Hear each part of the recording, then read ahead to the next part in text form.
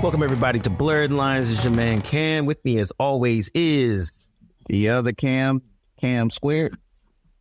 As well as... It's Big Josh. And, as always, bringing us the intelligence. Sinister intelligence, you mean, the professor. And we are back talking about X-Men 97. Just dropped on Disney Plus. The first 2 episodes, I think the third one comes Wednesday, or coming up soon, if it hasn't dropped already. But it is all the buzz in the nerd circles that are people that are 35 and older. and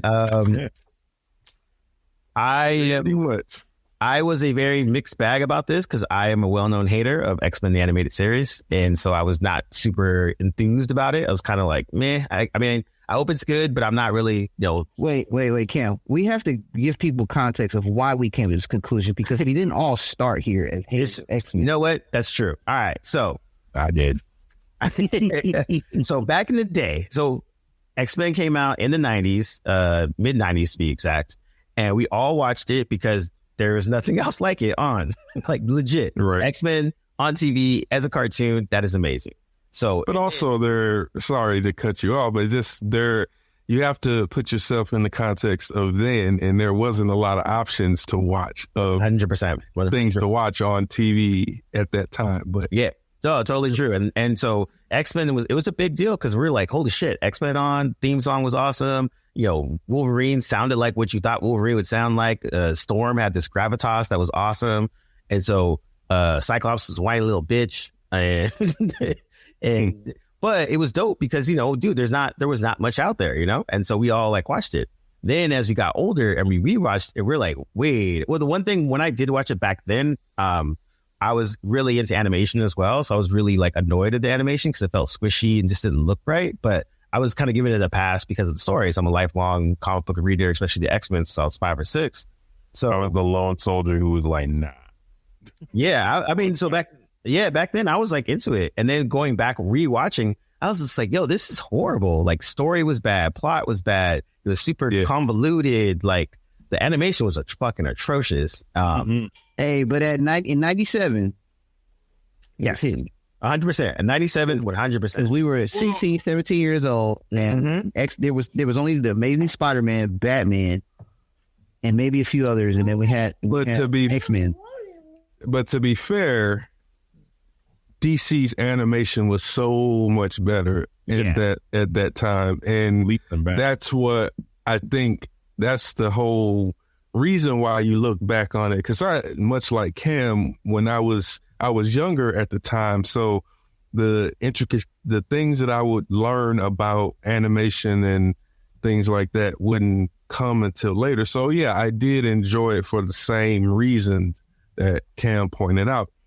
But looking back and watching it, trying to rewatch it, I honestly I could not, because again, the animation is so bad. If you look at it today, even on Disney Plus, with all the advances and things that we can do in post production now with properties that from the 90s and before, you still see just how bad that animation truly was. Truly is. Yeah, and I would say also and to give context too, because the X-Men animated series ran from 92 till 97, and there was around 5 seasons.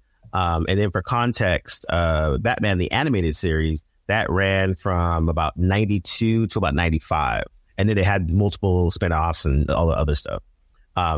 So those are kind of your main things in terms of animation to really cling on to. All that being said, 30 some odd years later, someone was like, hey, nostalgia is cool. We should make X-Men 97 and pick up where we left off. We got the X-Men rights back. So how about we bring back that show from the 90s? Yeah, that sounds cool. As our first foray. Yeah, sure. As our first foray into the X-Men with Marvel. Yeah. And so now on the positive or negative, depending on where you're at, the people that did the animation this go around are already established. They get a lot of work. They did the Voltron series on Netflix. They did the Korra Avatar series as well. They did Dota, which is also on Netflix.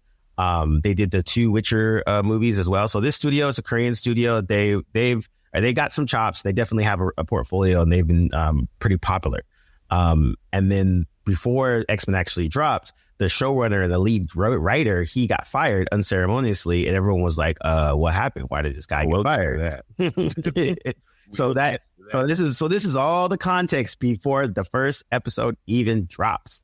So now we'll start. Well, I guess we'll do both the episodes at the same time because they're kind of tied together anyways. But there's a little more context because it was actually supposed to, if I'm not mistaken, premiere last year. And it was like many other things that we're getting this year. House of Dragon, The Boys, Dune Part 2 was supposed to have released last year, but was affected by the strikes, both the actors and the writers' strike. So again, even more, it's been sort of in the collective talking internet and everything for the last 2.5 years.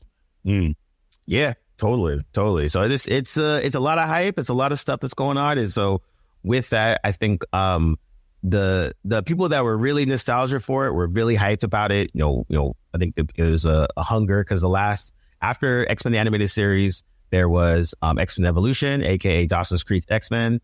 And there's Waffle Creek X-Men. It was basically like a CW teen drama, but then it was X-Men Evolution is what it was called. But it was all in the WB which was the pre-CW. Yeah, they still did the team thing. That was their brand, like up and down. So it wasn't terrible to their credit. It was better than the Fox X-Men animated series. Yeah, it looks a lot better, and storytelling was a lot better. Yeah. So, fun fact: the storyboard artist and the main character designer are students of the teacher that taught us my school figure drawing.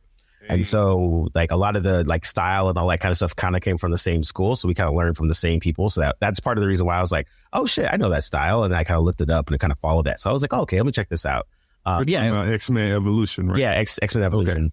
Okay. Yeah. So the main character designer and a lot of the animated storyboard artists were from the same kind of school of art that I learned from. So it was actually pretty cool. And then the other thing after that was Wolverine in the X-Men that was based off of a comic. And the Wolverine and the X-Men, again, off rip, it kind of sounds silly. Like, why is Wolverine leading the X-Men? Because that doesn't sound good. However, the comic book Wolverine and the X-Men is actually really, really good. Purely because Wolverine should not be leading the X-Men.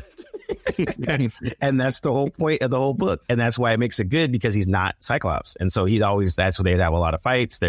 He's a lot more unorthodox or whatever. But anyways, Wolverine and X-Men actually worked out really well. Story was great. The pacing was decent. The art looked good. Yep. The story it wasn't as cloying as you would think Wolverine leading the X-Men would be. It wasn't bad.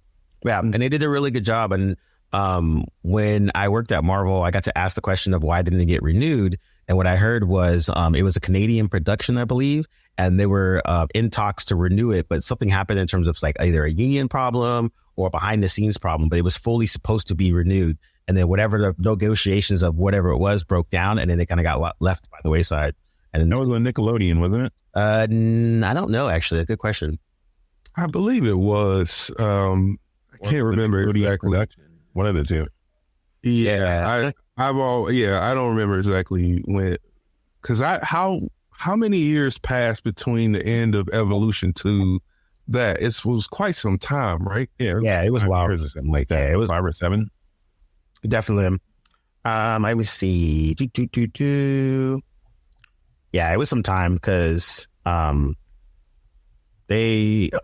Sorry, I think X-Men Evolution was in the OOs. Definitely. Yeah. Yeah, I think it was the aughts, I think, if I'm not mistaken. But yeah, Wolverine and the X-Men, far superior, man. That shit was good. It was actually fun. So Wolverine and X-Men was 2000 to 2003. Mm-hmm. And X-Men Evolution was 2000 to 2003. And Wolverine and the X-Men was Only 2009.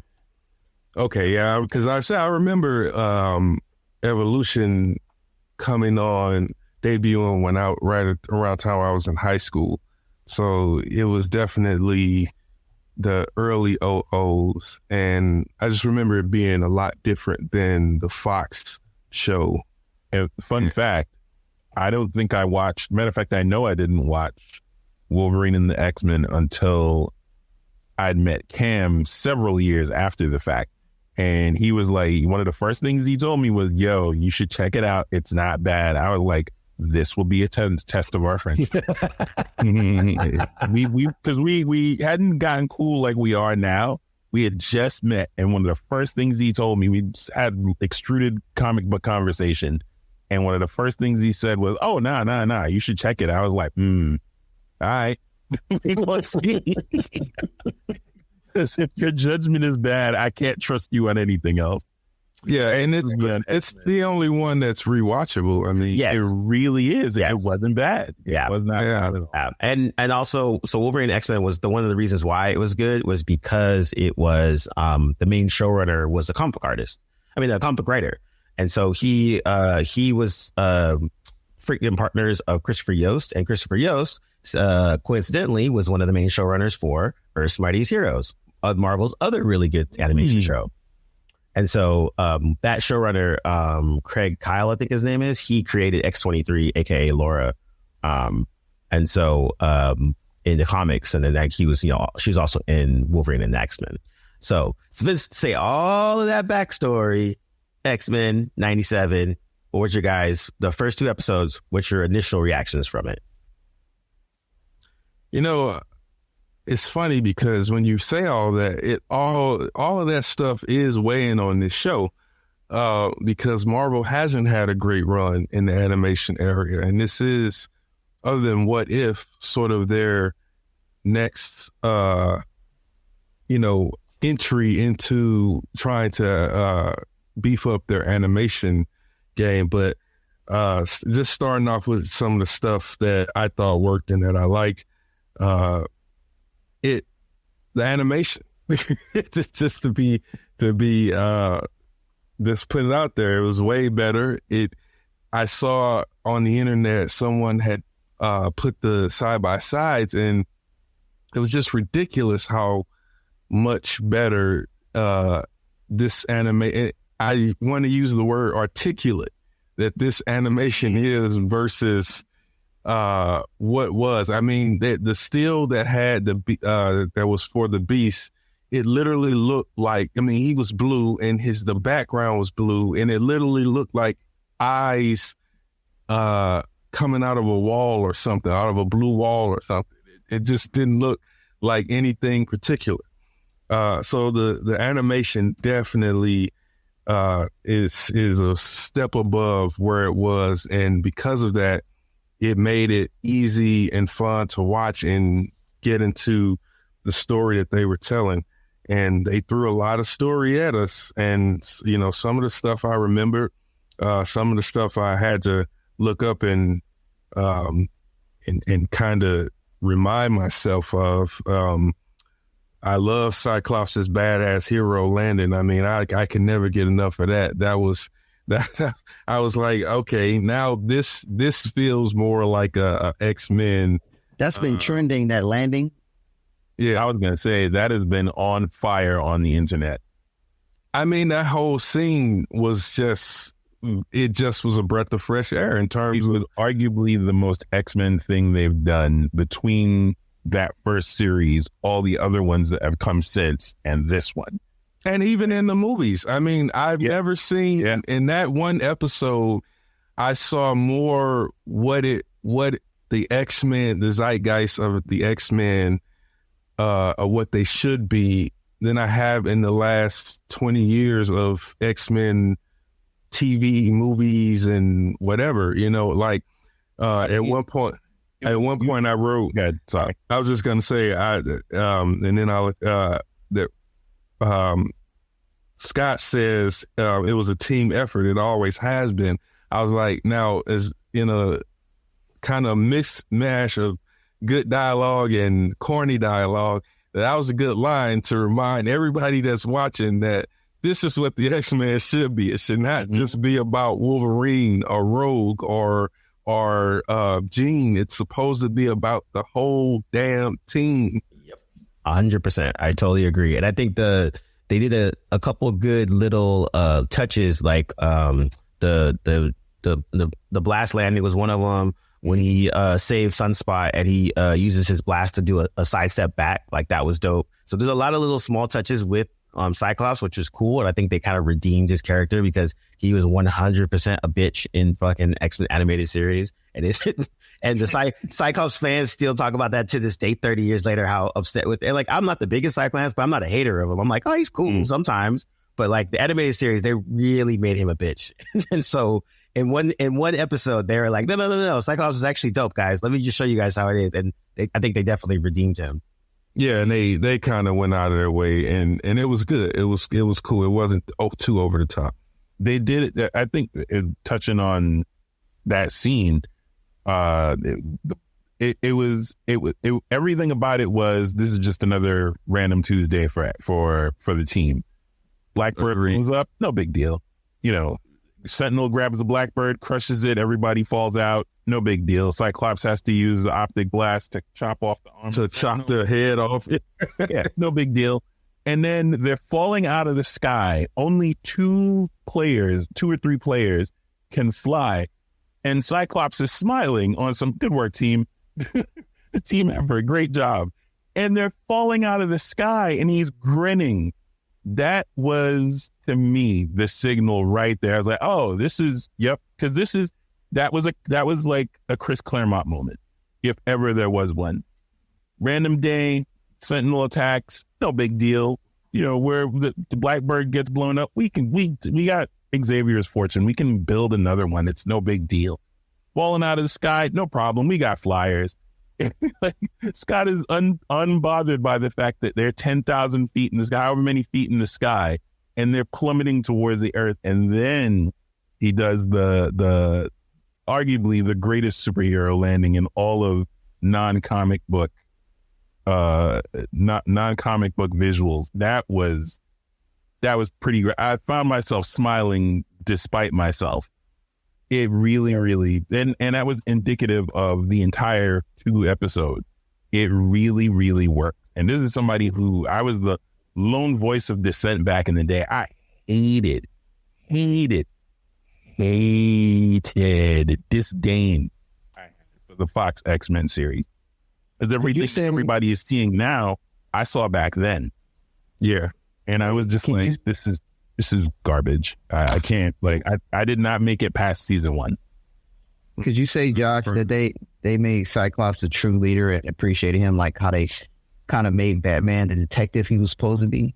Closer to it. It's not perfect, but it's a million times closer than it's ever been in any medium outside of the comic books. Yeah, I agree. Very close. Yeah, I agree. I think that was the part that kind of came across where I like that, like you said, the first 2 episodes to me had a good feel of the team, and each person got a little bit of a shine. Didn't matter what it was and how it was, and so you got a good taste of the whole thing. And so I think that they made sure that there was a piece that, okay, this Gambit guy, what is? Oh, whoa, he can charge up cards, and then later on, he charged up Wolverine's freaking claws. That's cool.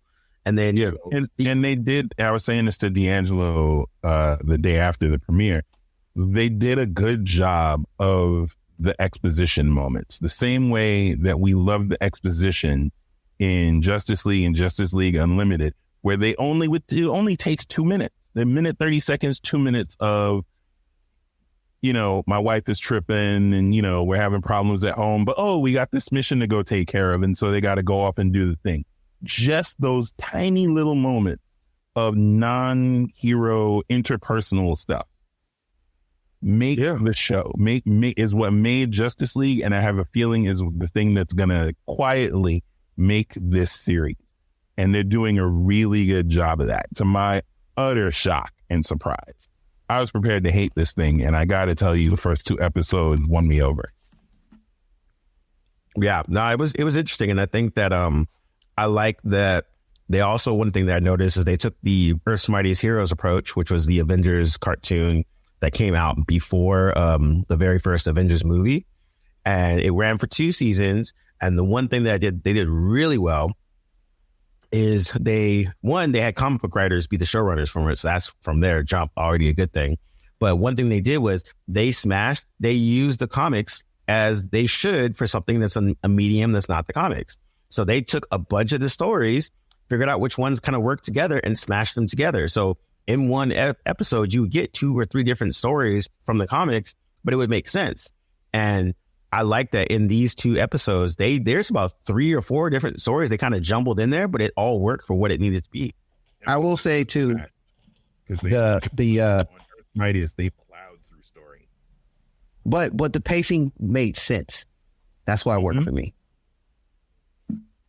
Yeah, and I think also one of the things that they did very quickly in that first episode was get through a lot of the lingering things that left from the previous show, from the 90s show where it ended. And, immediately they start to set up a new something for this next generation, as opposed to just lingering in on previous conflicts and things like that. Immediately, the Sentinels and Trask and Master Mode, they're all dealt with, and we get a setup for something, a lot of fresh things. We left on that second episode not knowing, what's going to happen with Storm. Obviously, I'm not buying that they're about to remove Storm from the equation at all. So there's something interesting there, and I think they hit on a lot of good points. I think some of the dialogue is still, it can use a little bit, a little less. I would say early on at the beginning, Storm's dialogue felt a little corny, and some of the other places did as well, but it gets better as it goes on. And I remember even marking down that they're staying true to the era, because at one point, when Jubilee goes, I don't know, when they're in the danger room, what's his name? Roberto, what's character? What's his Sunspot? Sunspot, yes. Sunspot says video games are for nerds. And I was like, oh, video games ain't cool yet. Right. That's right. It's the 90s. Video games are not cool yet. Going to the club and doing that is cool. But to Cam's point, they're mimicking the very same thing that made Earth's Mightiest Heroes work. In the first 2 episodes, you get the trial of Magneto, you get a New Mutant shout out, you touch on Magneto and Rogue in Savage Land, you touch on Life Death, which is when Storm lost her powers and went on her like 3-year long vision quest to figure out who she was without her powers, and then gets them back eventually.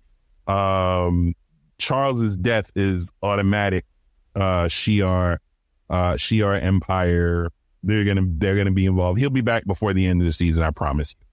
There's no way that they're gonna go an extended period without Charles.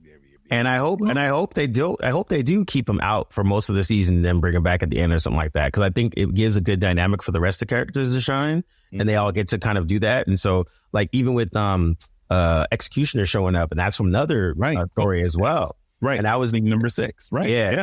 So in those 2 episodes, like, just as a nerdy comic book person, there was at least anywhere from 6 to 8 different storylines playing out. You had, little baby Cable made a little appearance real quick. And, so I think they, Goblin Queen. So that's 7. Yep. Goblin Queen as well. So, but again, from a comic book nerd situation, they were just jam packing stuff in 2 episodes. And it was like, and it worked because they put pieces of those things in there to pay off later. So if you're us, we're like, okay, I wonder when you're going to introduce this. When are we going to find Storm in the Morlocks in the sewers of New York? And she's like, a badass leader of a bunch of like weird mutants, like, where's that going to play out? And then she's hanging out with her, BFF / maybe lover Callisto or something. Yeah. Well, she's got to go find Forge first to get her powers back. Yeah, I mean, there's a lot of, I would say that they came out swinging, and even the nice little touch about Morph and Mr. Sinister and this PTSD, you know, like they were, again, I don't know if any of that serves a newer audience, but for where it is, I think even if you're coming in fresh, you can kind of keep up with, you can kind of jump into the party and not feel like you've missed anything. Because I got to tell you, the reason I made this remark to Josh, the reason I know this show is 10 times better than the original one is because I've tried twice to rewatch the original. And even after watching these 2 episodes, I said, okay, let me go watch some of the seminal episodes like the last one or the ones with Apocalypse. 2 minutes in, stop. Cannot do it. I cannot do it. It is, that animation is that bad. And looking at it now, it makes it even worse. You know what, D'Angelo? I felt the same way when I tried to go revisit the show 24, and I saw you had a Palm Pilot, and I was like, I can't do this. I was too far removed. Well, that's a whole nother. When me and Dwayne sort of were tag teaming, watching 24 during the pandemic, it was fun. I once you get set in your brain that it is what it is and it was when it was, you're, at least for me, I was fine. It does, but I will admit it does take a second to adjust to. Yeah, old technology. Yeah, old technology does take you out sometimes. I mean, I think that's the thing. I mean, I like it because I think it just reminds you of what the medium is really. It's a time capsule. Like those specific. Yeah, those periods are captured in a very specific. You'll never see that unless it's a period piece. Now you're not going to see Palm Pilots used casually like that to Kale's. Yeah. Well, the other thing too is like that movie Hackers, right? When Hackers came out, they're like, oh shit, she has a 28K modem. Yeah, it's exactly. It's very specific to that time. Oh, that was amazing. I watched that recently and I was like, yo, it's just mad entertaining, but I love the references of all the technology because I'm like, this is great. Dude, I read some on a Palm Pilot, so don't hate. Wow, that's something, Josh. God, it was excruciating. Even back then, it was excruciating. Okay, so then now that we've, so the parts of X-Men that we did like, and, setting that aside, where's the parts that you guys felt that it could have got better or they could have, they did a pretty good job for 2 episodes out the gate, kind of punching everybody, be like, yo, we're here. This is not like the old one, but it's still connected to it. What do you guys think they could have done better in just an overall situation? That's what I would have done differently. See, honestly, I'm not into the whole connecting it to the old show. Like, honestly, I would have rather taken that animation, use the theme song. I'm fine with a remake. I think that these things need to be specific to this era. I think the nostalgia thing could have worked for like a movie or something, but for a whole series connected to that past arc, that's the only thing that I'm really not 100% sure about. And I think that maybe they should have reconsidered, but there's possibility to do other stuff on the side. But as far as the storytelling, I mean, you guys pointed out to a lot of things that went over my head because I haven't read. I'm not familiar with those specific things or those comic arcs. So that has me interested in where they will go with everything. But I don't know if there's anything in particular that I could criticize about those 2 episodes. I think they were really good. They were surprisingly good. The only thing I would add is the dialogue. I think it's a tad too melodramatic still. Yeah, I would say for me, it was like, yeah, the dialogue, but I also had to remind myself it's supposed to be set in 97. So, okay, when it was like, I think Cyclops said not, and I think something else it just sounded goofy, but I was like, wait a minute, it is 97. Okay, let's give him a pass. I actually kind of agree. I think I actually would have liked it to be set in 2024, 30 years later, and then you find out what happened to everyone.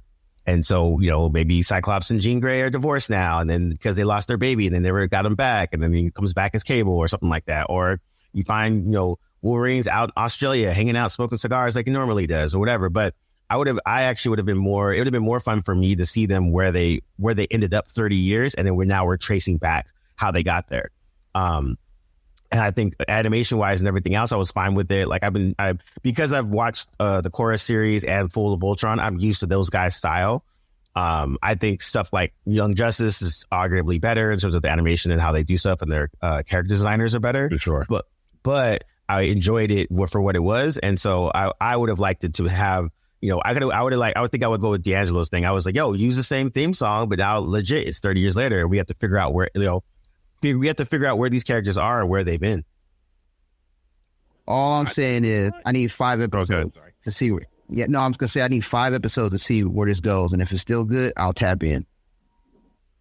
Same. Yeah. I think basically what everybody said, piggybacking on Cam's statement. Yeah, it's pretty much the same thing. It's a little early to tell, but if these first 2 episodes are any indicator, they're on the right track. They're moving the right way. They're pacing it. If they're going to pace it the way that Earth's Mightiest Heroes was, I wasn't necessarily in love with that, but it didn't kill the show. They were just blasting through stuff so damn fast that you were almost forced to watch. And so whether that works for or against it, at the end of the day, like I said, it still makes you watch. So it's not like, if that's my biggest issue, then they've already won. I gotta say, as someone who hated the original, this is a breath of fresh air. I'm shocked. I was prepared to not like it. Once I saw X-Men 97, I was like, oh, this is gonna be trash. They pick it up right where they left off. Where they left off wasn't very good, frankly. So, this is gonna be garbage. And pleasant surprise, it is very much the opposite so far. Time will tell. I agree with Cam. 5 episodes will be the telltale. But if these 2 episodes, if you have to judge it based on these 2 episodes, they're already ahead of the game. Yeah. Yeah, definitely. And I think they're doing 8 or 10 or something like that, I believe. Somewhere around there. So I think that's got to be cool. So, yeah, I mean, I'm really curious. They came out strong. Now we can address the controversy. No. What do you, Cameron? So, fun fact, when the show was announced, the lead showrunner was a black gay man. He'd already done some writing with Marvel already, so it was a very big nod to diversity and inclusion and blah blah blah blah. So that was kind of like how it was hailed.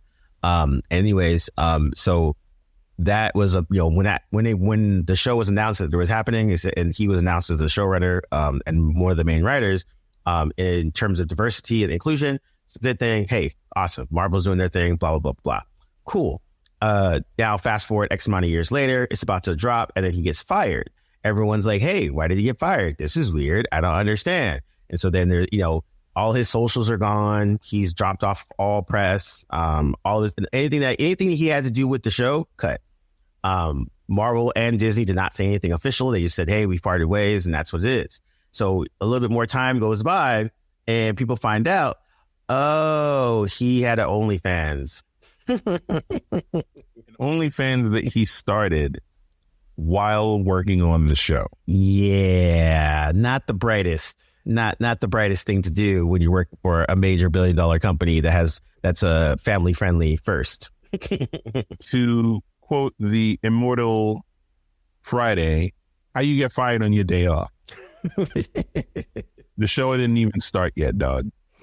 Yeah, basically. And apparently what put it over the top was the handle, which I still can't find what the actual handle of said OnlyFans was.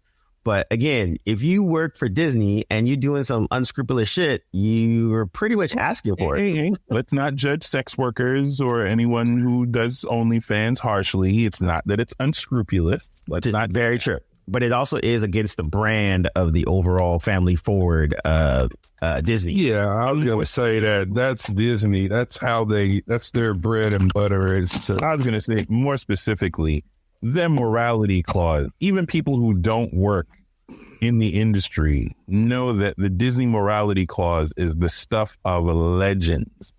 If there's nothing else that you know about Disney, you know that their morality clause is beyond ironclad, and they will stick to the letter of that thing if you violate. And so to start one while employed there is that's the thing that gets me. It's not that he had one. It's that he had one while he was working there. Like he started it either at around the same time or after he started working there. Yeah. Now, and this guy was the writer? Was one of them? Yeah, he was the head writer and the showrunner. The showrunner. He was the showrunner and executive producer. Well, and also to give him some grace, there was a writing strike. So, got to do what you got to do. Fair enough. But still, you're 100% correct. But for someone like either you kill it the day that the strike is done, you kill that thing, and or you go to Disney brass and go, hey, listen, just so y'all know, this is out there. I did it. There's no way around that with Disney. I agree, but he just should not have went that route to make money working for under contract with Disney. Like that. That's just the sort of bottom line. Like nobody's judging him for doing it. It's just again, you're working for Disney and. They, like you said, the morality clause is non-negotiable for them. It's like when we finally, eventually when we talked about it on here, all of us knew that at some point as that thing drug on, that it didn't bode well for Jonathan Majors with his whole situation, because at the end of the day, they're only kind of not acting because nothing has been proven or definitive or no decisions have been made. But for the most part, it was almost a done deal that he was going to be out because Disney doesn't want that association. I was surprised that they didn't fire him sooner. But, well, because he's a central pillar of what was going on, like what was about to go down at Disney, I think they probably would have given him a pass if he was acquitted. Like, all right, well, yep, he's innocent, whatever. Let's keep it moving. And so they waited to see what the outcome was going to be. And a convicted criminal for the thing, which is, it's a little disingenuous to even go that because what he got pinched for was like, happenstance, he was trying to get away. When you come to find out all this time later, he's trying to get away and he basically roughs her up trying to get away from her. And I say rough her up, rough up the woman that he was with in air quotes. He was really just like, she was trying to hold on to him. He was trying to get away. I think she broke a finger or something, or he broke her finger trying to get away from her, something like that. And that's the charge. Well, no, I don't mean to relitigate that. I don't even mean to relitigate that. I'm just using it as another example of Disney. People know the reputation of Disney, and it's unfortunate he lost his job. But again, it's you walked into it. Like, yeah, exactly. You're working for a place that. Yeah, you're looking for a place that's on. You got to be under P's and Q's, and so if you walk in there and not have that expression, it's going to happen. Like people have been fired for less. James Gunn got fired for a tweet. Yep. Freaking what's her face? UFC chick. She got fired for like Gina a couple. Carano. Gina Carano. Yeah, she got fired for like 5 or 6 tweets. So you have a full on OnlyFans and you work for a quote unquote family forward friendly brand. Yeah, it's kind of you're basically counting down to you about to get fired. So you're working on a TV show that's also marketed to children. Yeah. You know, they sell these toys and all that stuff. Like all that stuff is why they're just, you know, again, it's known, and so this is one of those bad choice roads kind of thing. But we also can call a spade a spade. You know, yeah, Disney seems to be fair on how it judges people, but if you black or any person that's a person of color, you definitely got to be on your toes. You can't have anything, and I mean anything, that can give them any inclination to let you go. This is Disney.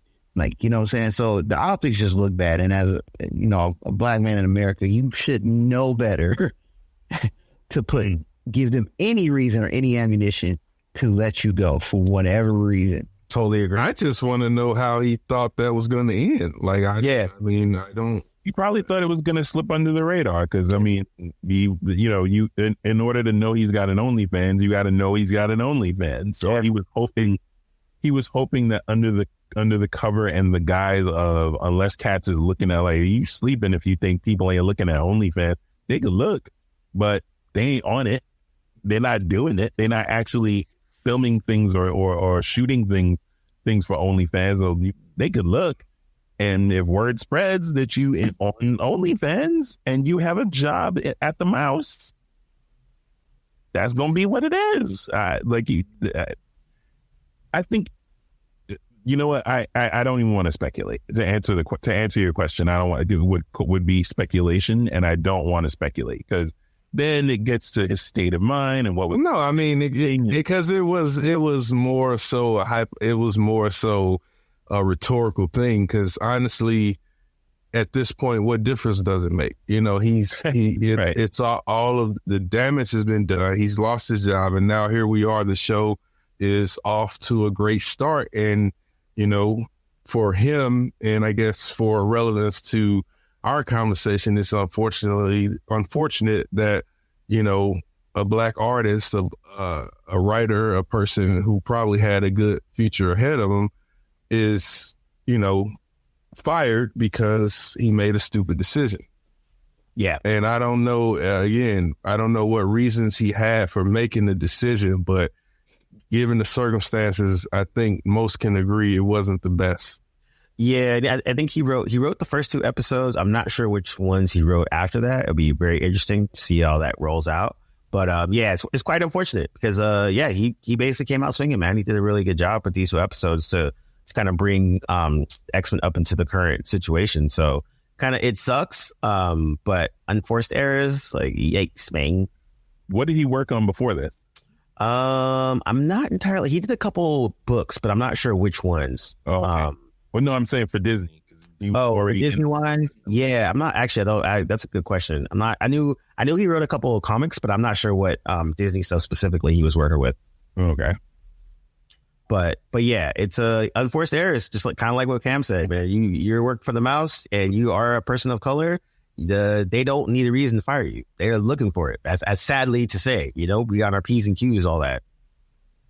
All right. So now I would say for you guys, where do you guys hope to see? That will be our final word would be like, where do you hope to see this go in terms of X-Men 97 specifically? Because this to me kind of feels like almost like Marvel animation renaissance, because Marvel animation, they basically, when I was there for 3 years, and that was around the time they closed Marvel Animation Studios. So all their shows that they were doing were pretty much outsourced. So the quote unquote studio part of it was just the leaders, heads and stuff. And then they were outsourcing writing, outsourcing animation to Korea, to Japan, to other places. So they were really just churning out, you know, the 17th version of Spider-Man and the shitty version of Guardians of the Galaxy and some group shows and stuff like that. So this is their first yeah, Agents of Smash, like dumb shit like that. So like to me, this is their first foray into like, hey, Marvel Animation Studios is back. We're coming out the gate. This is what it is. Where do you hope they kind of go from here? I mean, I don't know, to be honest. I hope that they just continue to produce, balanced animated shows that are based on Marvel characters. I think from here, I would like to see them start to do some fresh things that aren't what ifs and remakes and nostalgia trips. Like, let's see something fresh with some Marvel characters and properties that aren't quite used. Maybe they don't even exist in any universe or particular, but they could be good animated shows. I like to see that. But for X-Men, we'll see. I think as long as the writing continues the way it is, I think they can go as far as Disney Plus wants it to go. But because I think it'll always have an audience, even if it is the 35 and up, people will watch it if it's good. Those people who still are our age and still enjoy animated series. So yeah, just make some new and interesting things. I think that's the key to.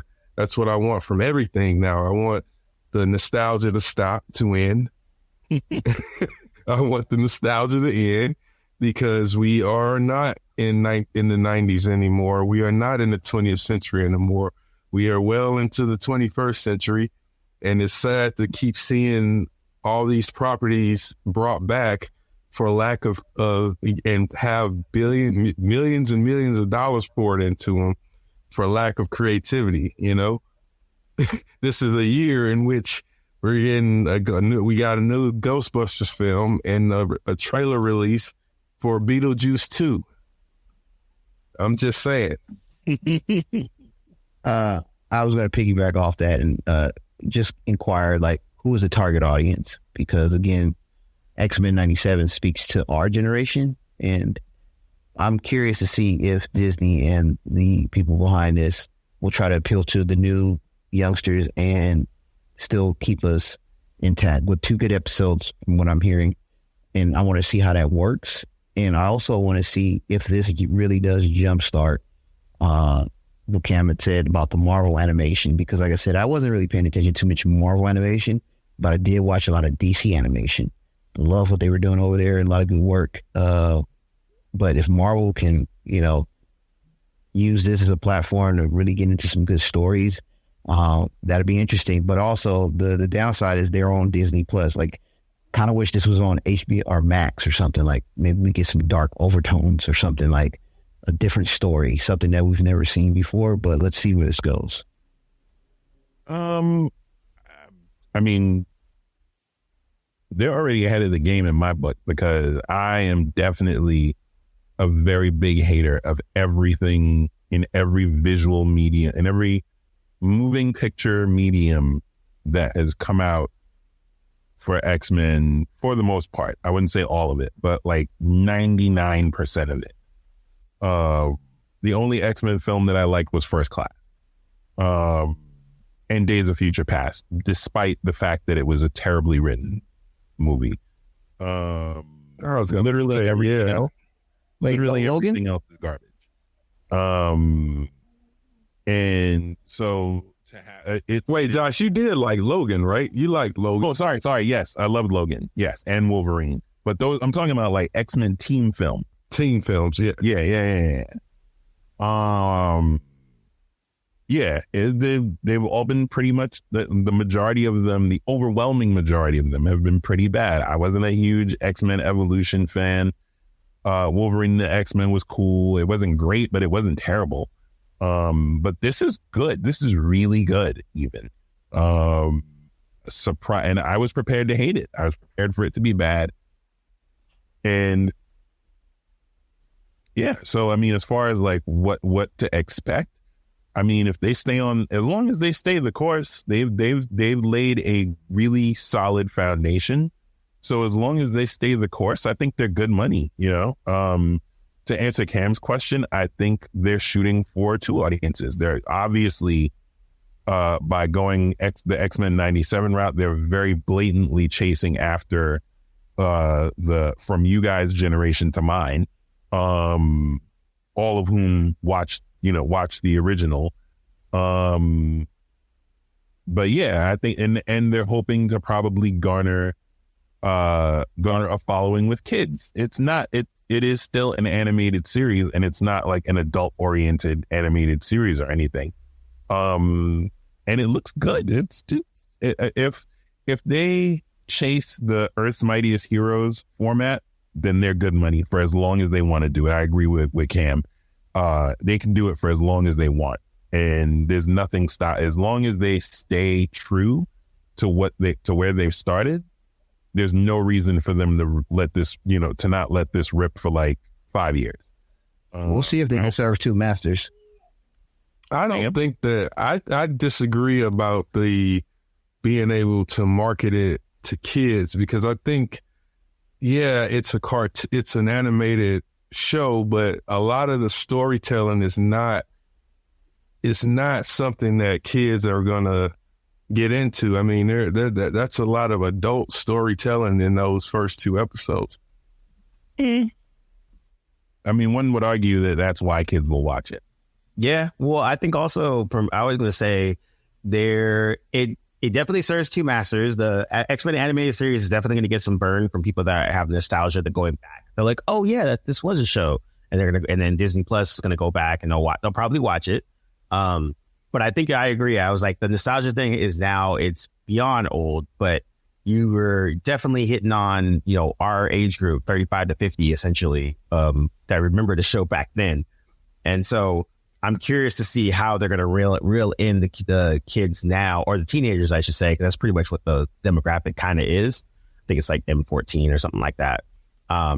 So, and I think I'm curious to see if they're going to get to a level, say like a Young Justice, because one thing about Young Justice, to their credit, was they had pretty mature themes in their shows, but also kind of kept it light at the same time. So I'm curious to see how far they're going to go and how they're going to balance that out, or if they're going to kind of keep it Marvel and keep it nice and light and, just very touch on like the one thing I was going to bring up, which I forgot, was there was a slight, not controversy, but a brouhaha, as everyone calls it, about the Executioner and Cyclops' conversation.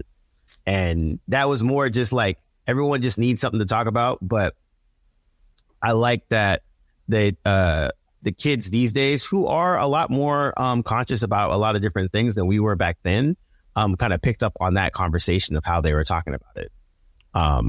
And so I think it'll be interesting to see how it'll be received overall in terms of going forward. If are they going to touch on a lot more of the discrimination stuff and the ostracizing and all that? Or are they going to touch on bigotry and those types of things? So it'll be very interesting to see how they address it, and if they kind of do with kid gloves, or they kind of go straight at it, or whatever it's going to be.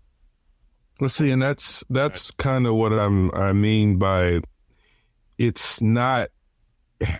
I don't know if the audience, if you're having a conversation about discrimination and in a time where it's a real, the conversation is more nuanced than it was in the 90s.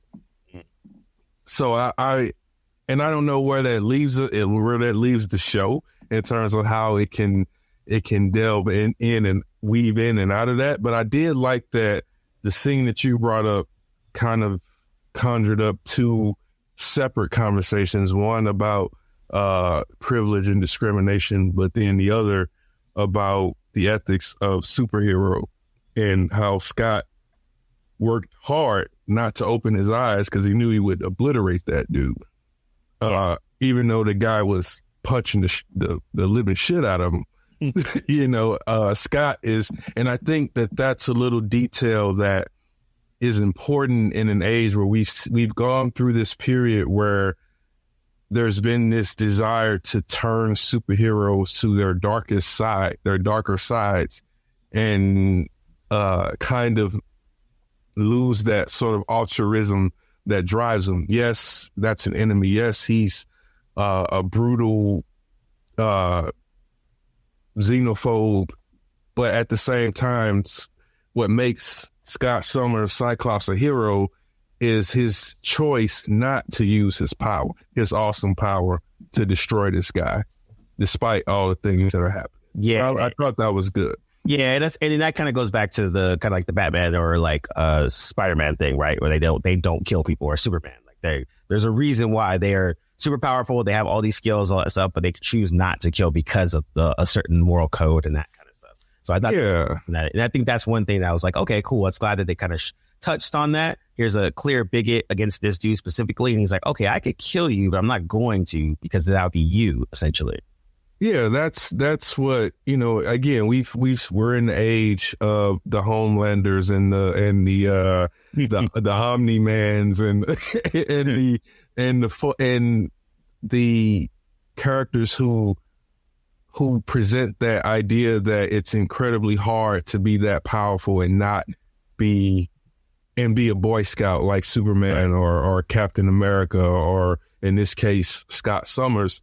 But I think that misses the point of why those characters are symbols and why they exist, which is, again, yes, Superman could laser the whole hell out of everything and rule the planet with an iron fist and nobody could stop him. But then again, any other person that you meet who is given that power would do that same thing. What makes Superman special is that he knows he could do that, but he refuses to do that. Exactly. And it's the same thing in that situation. But my point being that it's rare that you see, again, in an age where you have the last big Superman movie, he's snapping guys' necks, and things like that. It's good to see the superhero X-Men who's taking like hard punches to the face and to the ribs at the same time learning about his pregnant wife going into labor, and still not mad enough or provoked enough to just be like, you know what? I don't even care. I know what I could do. I'm going to laser this dude till he's nothing but atomized dust. Yep, pretty much. But they're gonna, to my point, or to my earlier point, I feel like there's such a starvation because people don't really. We now live in a world where you had an X-Men movie practically every 2 to 3 years maximum. So this is the longest stretch that we've gone without an X-Men movie. Dark Phoenix came out in 2019, I believe. Oh wow, yeah, you're right. The New Mutants movie, which we will not fully acknowledge as anything, came out in 2020.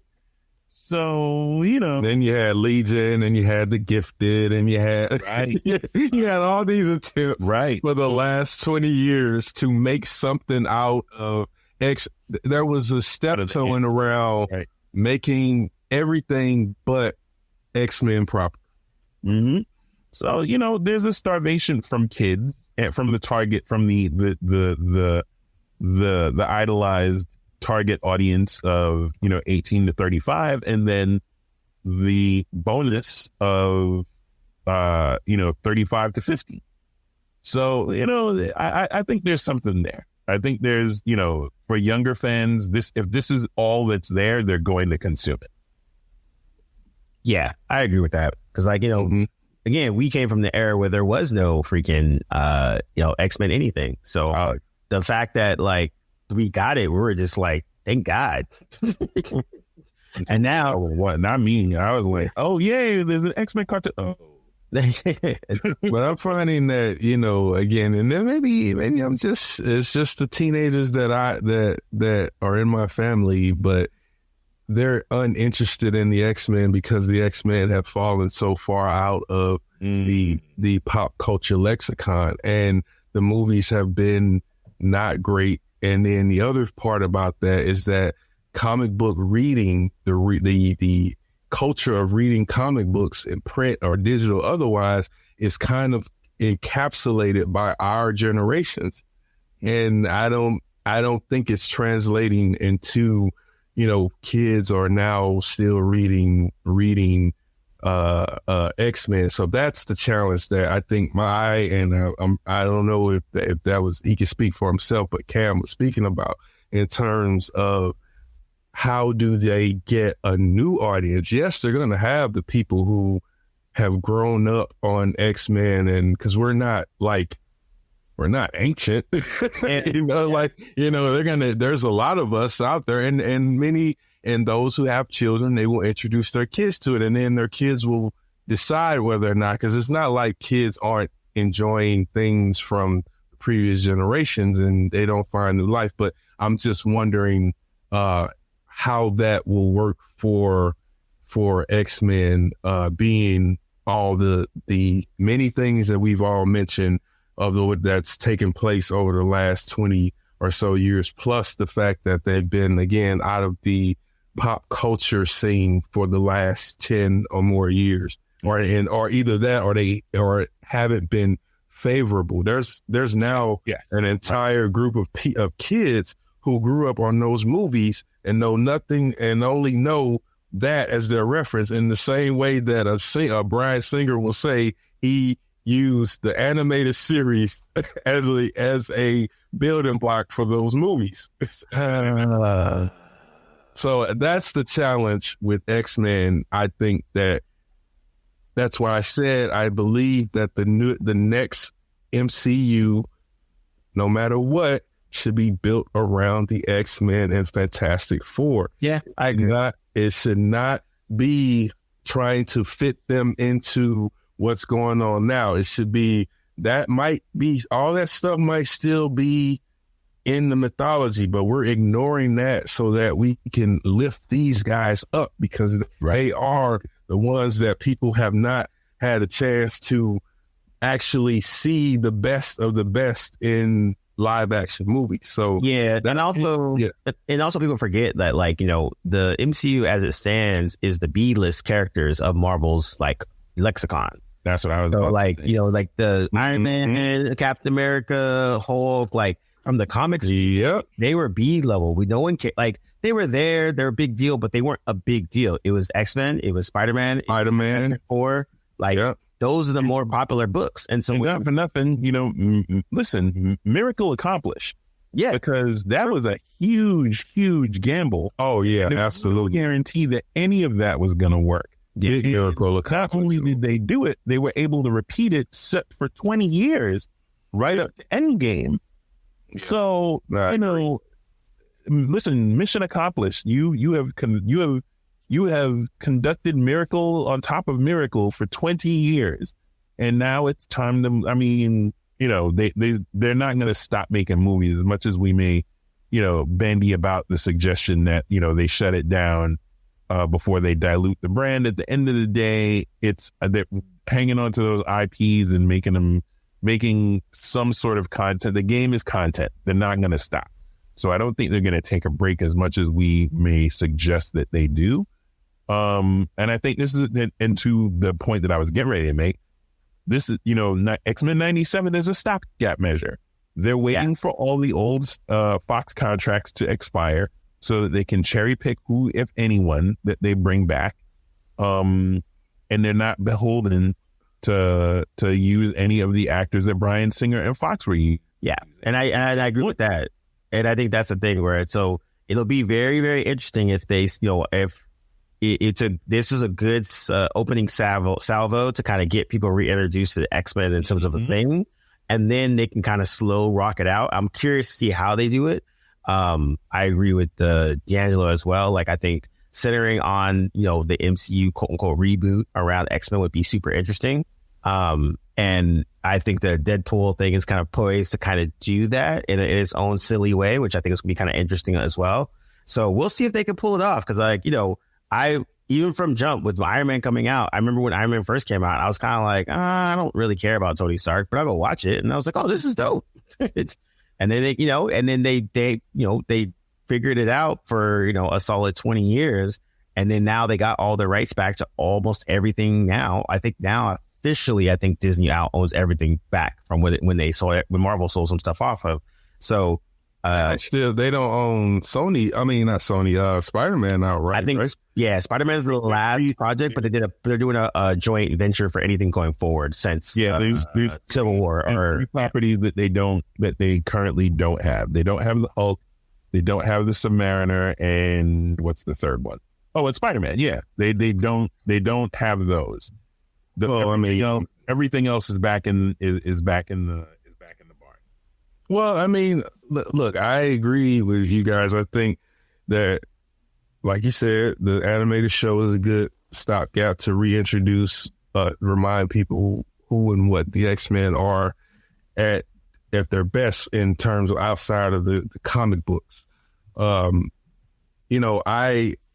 would be hard pressed to think that they're gonna, I agree with you, Josh. I don't think they're gonna ever stop making movies. And, again, why should they? They own the stuff. My thing is they can, when they really do, when those contracts expire, that we get a fresh take on the X-Men. Yeah, that'll be I think that will be the make or break for me. Is if they're going to kind of tug on those strings, kind of like with Hugh Jackman coming back as Wolverine, or are they going to give us a fresh take, recast the whole nine, top to bottom, kind of like with the Fantastic Four, which I feel they're probably going to go in that route, honestly. I think. Yeah, I mean, I think. Oh, sorry. Go ahead. No, I think Hugh Jackman kind of, it was one of those things where, like, I like Ryan, it's fun, this is silly, fuck it, let's do it, and then from there. But this is my last one because I'm old. Yeah, and we give and right, and so I think that's fair because, again, who knows if Ryan Reynolds is about to keep going as Deadpool in the MCU. This could be the final thing that he does for Deadpool. I don't know that for sure, but yeah, it could be. And so I would like that once they finally got Hugh Jackman in the yellow suit and let this be over. And we get a new Wolverine because, like I said, Hugh Jackman's done this for the last 20-something years. Yep. He was originally done with it after Logan, but like you said, money plus the fact that Ryan Reynolds is probably somebody that a lot of people like to work with. And also, yeah, again, it's fun. He's not looking to win no Oscars. I support it, and but after that, again, tabula rasa, going late. 100%. Thank you everybody for listening to us. We ranted and got to get geeky on the nerd stuff, especially on the comics. But yeah, overall, we generally enjoyed it. I think it has a bright future. I'm very curious to see where it goes. That's all I can really say about that. Look at that, all positive and stuff. This is good. Shocking to me. Look at that. It's good. It's very ironic because considering how we all feel about the animated series, that this one is actually getting more praise than we've given a lot of things. Yeah, 100%. That means they're doing something right. So that let me check outside to see if a pig was flying. I know, right? I know. Make sure that the moon is not bleeding right now. Like, we gotta check all the signs. Yep. So yeah, once again, this is Blerdlines. Thanks for listening, and we are out. Peace, everybody. Peace.